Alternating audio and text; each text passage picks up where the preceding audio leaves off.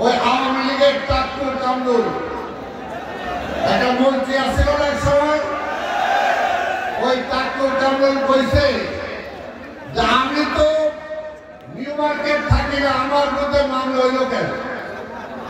টাকুর কামরুল ওই সময় মনে আসছিল না এই রফিকুল আলম মজনুকে শত শত মামলা দিয়েছেন, ছিল জেলখানা।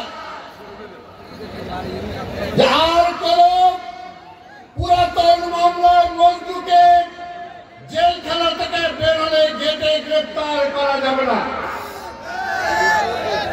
কিন্তু বারবার প্রতি মাসে যখন আমরা তার জামিন নিয়েছি, জেলখানার গেটে এসেছে, আবার পুরাতন আরেকটা মামলা দিয়ে তাকে গ্রেপ্তার করছিলাম। কামরুল মনে আসছিল না? ভুয়া ভুয়া ভুয়া ভুয়া হাসিনা ভুয়া, হাসিনা ভুয়া, ওবায়দুল কাদের ভুয়া, কামরুল ভুয়া।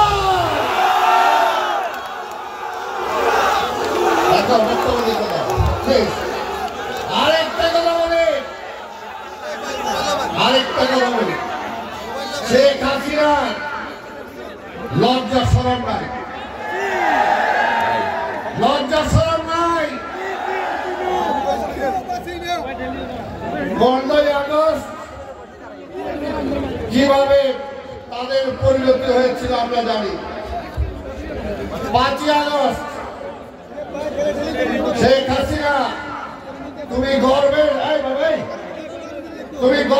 সাথে আমাদের নেত্রী বেগম খালেদা জিয়ার ক্যান্টনমেন্টের বাড়ি একদিকে তুমি ভেঙে গুড়িয়ে দিয়েছিল।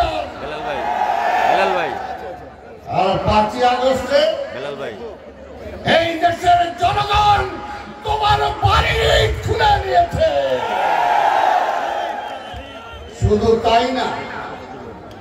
তাই না, একটা পরে তুমি পালাইছো, একটা পরে পালাইছো। কোথায় ক্ষমতা? আওয়ামী লীগ অনেক কথা বলে ভাই, ওই স্বাধীনতার পর থেকে আওয়ামী লীগ আমরা দেখাইছি ক্ষমতায় থাকলে ভাগ, আর